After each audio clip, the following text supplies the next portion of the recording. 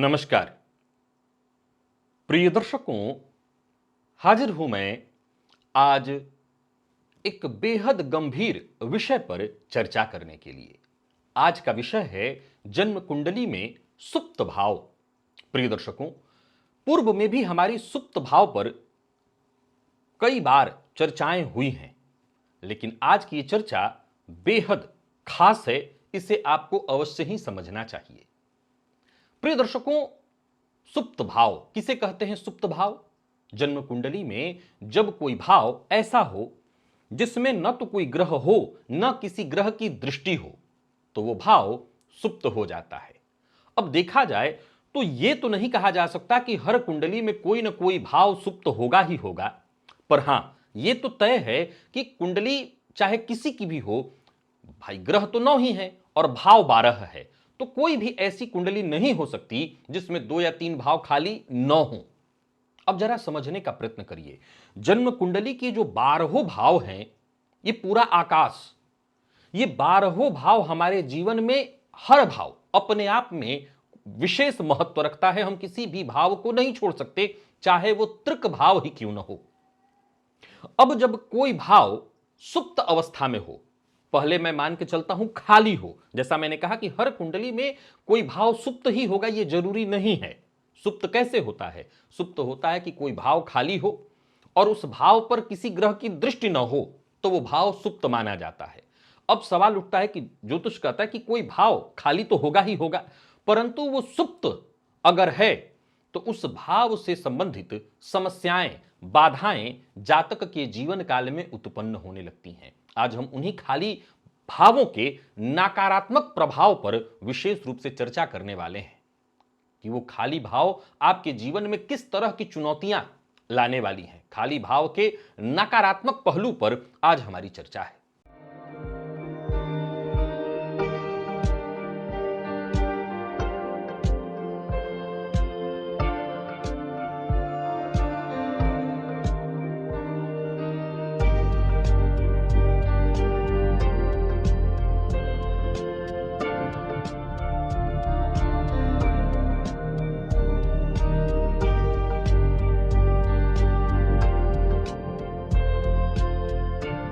प्रिय दर्शकों, जन्म कुंडली में खाली भाव चाहे कोई भी हो, एक उदाहरण से समझिए कि हम लग्न को ही ले लेते हैं। लग्न खाली है, लग्न पर किसी ग्रह की दृष्टि नहीं है, अर्थात लग्न सुप्त हुआ। अब जन्म कुंडली का पंचम बली है, नवम बली है, सभी भाव बली हैं, परंतु उस जातक का जो व्यक्तित्व है, एक उदाहरण से समझिए कि तुला लग्न की कुंडली, हम तुला लग्न के व्यक्तित्व को सर्वश्रेष्ठ व्यक्तित्व मान लेते हैं। तुला लग्न की कुंडली है, परंतु लग्न ही सुप्त है, तो उस जातक की कुंडली में भाग्य बली होने के चलते, बाकी की चीजों को के बली होने के चलते हो सकता है उसको भौतिक सुख से संबंधित जो चीजें चाहिए वो मिल जाएंगी, परंतु तुला का जो एक व्यक्तित्व है, जो व्यक्तित्व के लिए ही जाना जाता है, वो कभी उस जातक में 100% देखने को नहीं मिलेगा। एक और उदाहरण से ऐसे समझिए कि जन्म कुंडली का 9वां भाव सुप्त है, तो जातक की कुंडली में ऐसा नहीं है कि वो सफल नहीं हो सकता, परंतु उसको भाग्य का साथ तो नहीं मिलेगा, यानी 2 पाने के लिए उसे 20 करना पड़ेगा। तो जब वो 20 करेगा तब उसे 2 मिलेगा। प्रिय दर्शकों, जब भी कुंडली में कोई भाव खाली हो तो वो भाव समस्या देने वाला तब बन जाता है जब उस भाव में किसी न ग्रह की स्थिति हो, न भाव पर दृष्टि हो, और ऊपर से उस भाव का स्वामी कमजोर हो, नीचस्थ हो, या पाप ग्रह से दृष्ट या युक्त या पाप मध्यत्व में हो। एक उदाहरण से समझिए कि हम मेष लग्न की कुंडली लेते हैं और पंचम भाव खाली है, तो पंचम भाव के स्वामी सूर्य हुए। अब पंचम भाव मान लीजिए सुप्त है, पंचम भाव सुप्त है, पंचम भाव पर किसी ग्रह की दृष्टि नहीं और सूर्य भी जाकर के सप्तम भाव नीच राशि में बैठे हुए हैं, तो ऐसे जातक को प्रारंभिक दौर में शिक्षा और फिर इसके बाद संतान इत्यादि होने में तमाम तरह की परेशानियां, बाधाएं उत्पन्न होंगी। सप्तम भाव खाली है, सप्तम भाव काल मेष लग्न की कुंडली है, तो सप्तम भाव के स्वामी शुक्र हुए। अब सप्तम भाव के स्वामी शुक्र हैं और सप्तम भाव सुप्त है, यानी सप्तम भाव पर किसी ग्रह की दृष्टि नहीं है। अब ऐसी स्थिति में पहले तो जातक का विवाह ही नहीं हो पाएगा, या विवाह होने में तमाम तरह की बाधाएं, परेशानियां उत्पन्न होंगी, और ऊपर से अगर विवाह हो भी जाता है तो वैवाहिक जीवन सुखद नहीं होगा। प्रिय दर्शकों, किसी भाव में भाव का सुप्त होना कोई बात जरूरी नहीं है। इस बात को बहुत ध्यान से सुनिए और समझिए किसी भाव का खाली होना खराब नहीं है। यह बात बहुत ध्यान से समझ लिया जाए कि कोई भाव खाली हो जाए तो जरूरी नहीं है कि वो भाव एकदम खराब हो गया, उस भाव का संपूर्ण प्रभाव नहीं मिलेगा। एक उदाहरण से समझिए, एक और उदाहरण से आपको समझाता हूं। मान लीजिए कि कुंडली किसी भी लग्न की हो, मेष लग्न की कुंडली मान लें, किसी भी लग्न की कुंडली मान लें, आप किसी भी लग्न की कुंडली उठाइए, या ऐसे समझ लीजिए कि सप्तमेश मान लीजिए मंगल है, सप्तमेश मान लीजिए कि शनिदेव है, ये पापग्रह हैं। अब मान लिया जाए कि आपकी कुंडली में सप्तम भाव सुप्त है, सुप्त अर्थात खाली है। यहां सुप्त शब्द का अर्थ यानी कि किसी की दृष्टि नहीं, क्योंकि दृष्टि की ही मैं चर्चा करने जा रहा हूं। तो हम ये मान लेते हैं कि सप्तम भाव में सप्तमेश नहीं है, परंतु आपके सप्तम भाव पर देवगुरु बृहस्पति की दृष्टि पड़ रही है। तो असल में देखा जाए तो सप्तम भाव खाली होने से उतना बुरा प्रभाव नहीं मिला, क्योंकि देवगुरु की बृहस्पति की दृष्टि पड़ गई। तो शनिदेव के होने से जो आपके सप्तम दांपत्य में सुख कम हो सकता था, मंगल वहां उग्रता उत्पन्न करते, उससे कहीं बेहतर हो गई दृष्टि देवगुरु बृहस्पति की। तो भाव के खाली हो जाने से सब कुछ समस्या नहीं उत्पन्न होती। यदि उस भाव पर शुभ ग्रह की दृष्टि हो जाए तो उस भाव से संबंधित जो भी परिणाम हैं वो जातक को मिल जाते हैं। परंतु भाव भी खाली है और भाव पर दृष्टि भी नहीं है, ऊपर से भावपति कमजोर हो जाएं। एक उदाहरण से फिर से समझिए कि जन्म कुंडली का चतुर्थ भाव खाली है और उस भाव पर बृहस्पति, चंद्रमा इत्यादि किसी शुभ ग्रह की दृष्टि नहीं है और ऊपर से चतुर्थेश भी कमजोर पड़े हुए हैं, तो फिर जातक को आजीवन मानसिक शांति कभी नहीं मिलेगी। उसको वो उचित घर जो कि वो अपने मेहनत से अर्जित कर सकता था, वो सुख, घर का सुख उसको नहीं मिलेगा, अपने भवन के सुख से उसे वंचित रहना पड़ेगा, या फिर वो घर इत्यादि खरीदने की। अब ऐसा है कि जन्म कुंडली के और किसी भाव के कारण, क्योंकि देखिए मानसिक शांति से जरूरी नहीं है कि हम सारा संबंध जातक के धन और ऐश्वर्य का भी बना दें। संभव है कि एक व्यक्ति बहुत धनाध्यक्ष है पर वो मानसिक रूप से अशांत है, तो घर गाड़ी इत्यादि खरीद भी ले तो उसको मानसिक शांति न मिले, घर के लोगों से ही उसको कलह परेशानी हो, घर के लोग ही उससे परेशान रहे। कई बार ऐसे लोगों को देखते हैं कि घर के बाहर के लोग तो उनसे बहुत संतुष्ट होते हैं, घर वाले ही परेशान रहते हैं।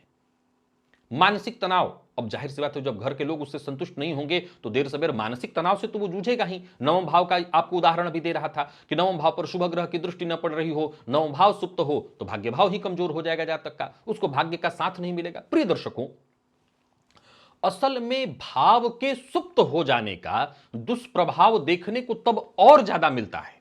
कब? जब हम गोचर में उसी भाव से किसी पापक ग्रह को गुजरते हुए देखते हैं। यह विषय इसलिए बहुत आज का यूनिक था, आपको समझना जरूरी था। मान लीजिए जन्म कुंडली का दसम भाव आपका सुप्त है, दसम भाव खाली है, खाली भी है और सुप्त भी है। अब गोचर में दसम भाव से ही आपकी चंद्र कुंडली के आधार से दसम भाव से गोचर में राहु या शनि गुजर रहे हैं, तब क्या होगा? तो चूंकि आपका मूल दसम भाव बहुत सुप्त है, कमजोर पड़ा हुआ है, सो आपका करियर अस्त व्यस्त हो जाएगा, आपका करियर अस्त व्यस्त हो जाएगा। मान लीजिए जन्म कुंडली का 12वां भाव सुप्त है, किसी न ग्रह की दृष्टि है, द्वादशेश भी कमजोर पड़े हुए हैं। यहां यह बात ध्यान रखिएगा आज के सूत्र में कि मैं भावपति को भी कमजोर पहले बता रहा हूं।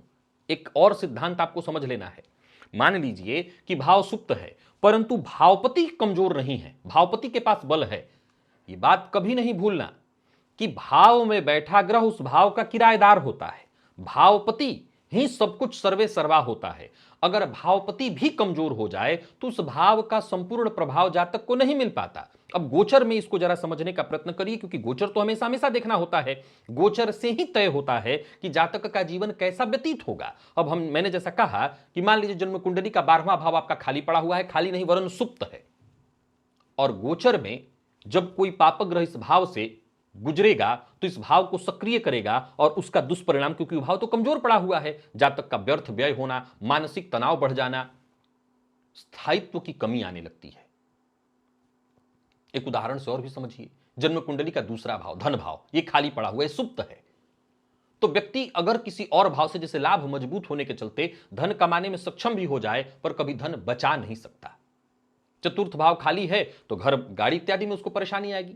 कहने का तात्पर्य, जन्म कुंडली का जब कोई भाव सुप्त हो और उस भाव का स्वामी भी कमजोर हो तो उससे संबंधित तमाम परेशानियां जातक के जीवन काल में आने लगती हैं। प्रिय दर्शकों, एक और सूत्र आपको हमेशा ध्यान रखना होगा।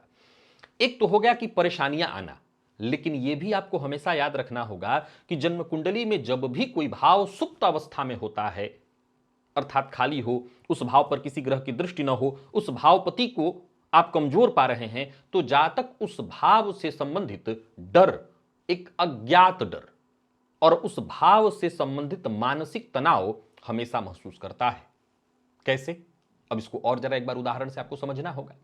जैसे मान लिया जाए कि जन्म कुंडली का चौथा भाव खाली है। अब इस अवस्था में जातक को एक घर को लेकर के, परिवार को लेकर के, अपने मित्रों को लेकर के, अपने आप को एक मानसिक अशांति उसको हमेशा देखने को मिलेगी। का दसम भाव ऐसी स्थिति में है, दसम भाव खाली पड़ा हुआ है, तो जातक को अपने कार्य क्षेत्र को लेकर के सदैव डर बना रहेगा। अष्टम भाव खाली पड़ा हुआ है तो अनावश्यक दुर्घटना, कोई अज्ञात भय, परेशानी आ जाएगी, ऐसा डर जातक के मन में सदैव बना रहेगा। आज आपने सुप्त भाव के बारे में जाना, अब विचार आता है किया क्या जाए।